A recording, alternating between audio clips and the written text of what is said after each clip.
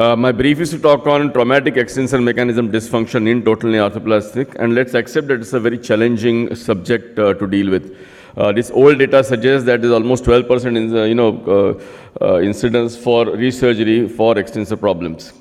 This recent paper in 2023 Journal of Arthroplasty suggests that there's almost 50% functionally success only at the end of 2 years.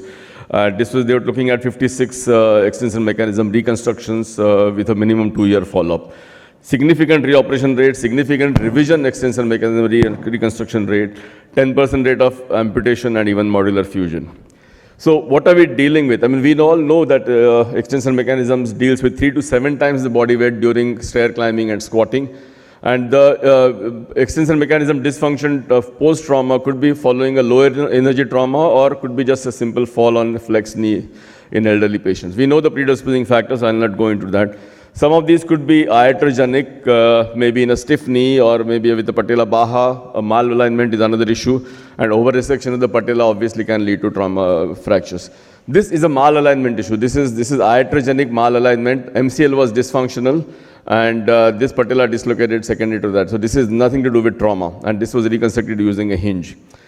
So let's consider intraop disruptions. We just heard a talk, talk on intraoperative problems.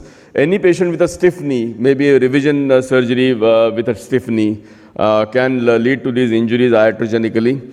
And I think prevention of patellar tendon laceration during surgery is important. You see these 2 homins that are going underneath the patellar tendon and on the lateral side, protecting the patella. And this essentially would help protecting the patellar tendon from laceration.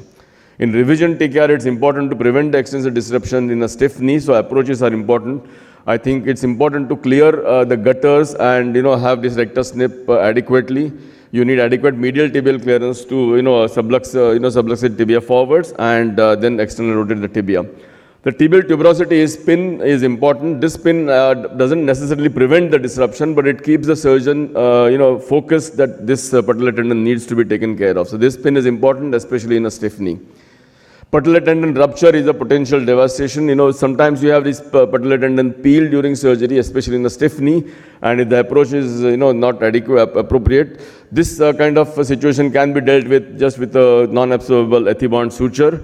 Otherwise, you may have to use the anchor in this situation. Diagnosis of patellar tendon rupture can be, a clinical one. You will have loss of active extension. You may have palpable gap in continuity. Ultrasound diagnosis is very easily and effectively. On X-ray, you will see a high riding patella. Chronic patellar tendon rupture is a big problem. There are some techniques suggested using semitendinosus gracilis. I'm going to show you some examples of that. And for example, this is a patellar fracture that you can see. And porotic bone. I mean, surgeon here is tried to reconstruct using, obviously a stainless steel wire going ahead, but it is just cheese wired through the soft tibia. So this alone is not sufficient as a reconstruction method. You have to take the semitendinosus gracilis tendons and use them appropriately. I'll show you how. This technique was described by Rajgopal. He uses a quadriceps tendon with a bone of patella and put it into the gap created just above the tibial tuberosity, and that's how this autograft is used for reconstructing the chronic patellar tendon.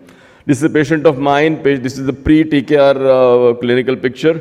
Elderly patient with big flexion deformity and distorted knee. I was very happy with the outcome for this patient. The patient went home and 2 months later had a fall and came with patellar tendon rupture. Intraoperatively, he had complete rupture across the retinaculum and the patellar tendon. So here I had to use semitendinosus gracilis. Both were harvested, keeping the distal end intact, and both were harvested like this, and then loop them across the patella on top and reconstructed. So you basically weave them through one on each side and suture them on themselves. And this is the final reconstruction that was done and repaired. And patient has to be protected in cast for at least 3 months. I mean, I have burnt my fingers trying to mobilize them at 6 weeks. 6 weeks is not enough. 3 months is absolutely mandatory. So that is a postoperative patient, the same patient. Quadriceps tendon rupture again can be a clinical diagnosis. You will again have extensor lag, and you can actually palpate the gap in the quadriceps tendon. And it can easily be diagnosed using USG or MRI. So this algorithm that is suggested for a chronic tendon rupture, if somebody with a small defect or not much of an extensor lag, you could treat partial, conservatively. But anybody with significant extension lag, you need to really repair it. For a chronic thing, there are, all these options that are suggested suggest the use of allografts. And unfortunately, allografts are not readily available in this part of the world, so that option is not easily available. This is from Sunshine Group in Hyderabad, from Gurva Reddy's group, and they have suggested that any early quadriceps tendon repair can be dealt with using Krakow stitch, and they have had good results with this.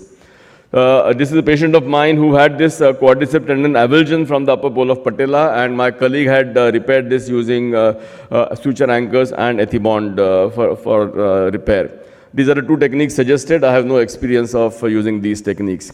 Let's consider patellar fractures. Patellar fractures, again, like any trauma situation, whether there is a TKR or not, can be dealt with the way it is. Undisplaced can be conserved, but otherwise, a significant patellar fracture like this can be reconstructed like any other patellar fracture.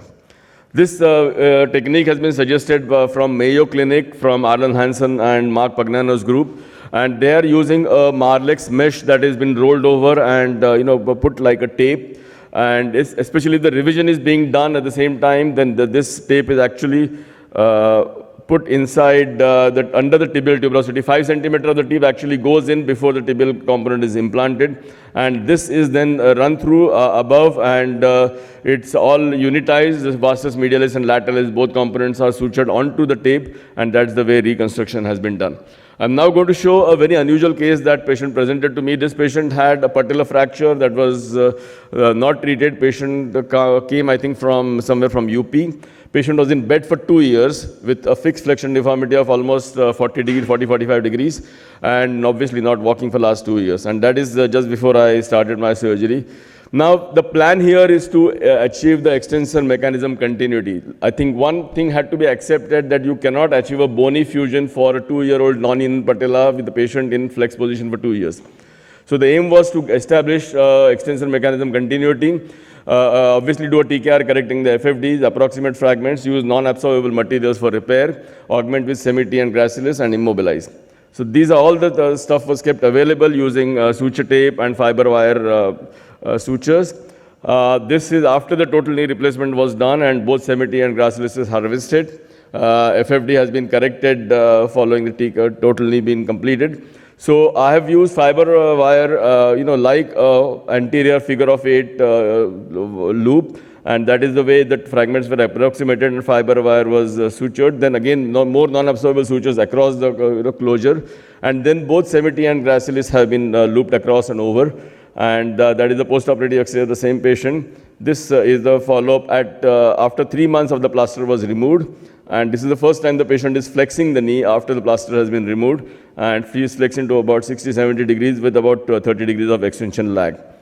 And this is at 1 year now. Now, there is a small gap there, but there is extensor mechanism continuity. The patient walked into my OPD. I didn't know this patient was coming. This is the left knee we are looking at here, and she's walking normally. When she's walking, you would not know that she's had any major problems. And that is the kind of flexion that she has had. She has about 5 to 10 degrees of lag and flexes to about 70-80 degrees, and she's happy with the outcome. So to summarize, I think it's a difficult problem. It needs early diagnosis and a reconstruction plan. You really need to consider options that you have available. I think allografts are not available, so you have to consider the biological options, as I've shown here. Augmentation with semi-T and gracilis does very well, and I think immobilization again for 3 months is an extremely important step. Do not try to mobilize them early, because at 6 weeks they will try to disrupt and the soft tissues will give way. Graft availability is a serious problem. Thank you.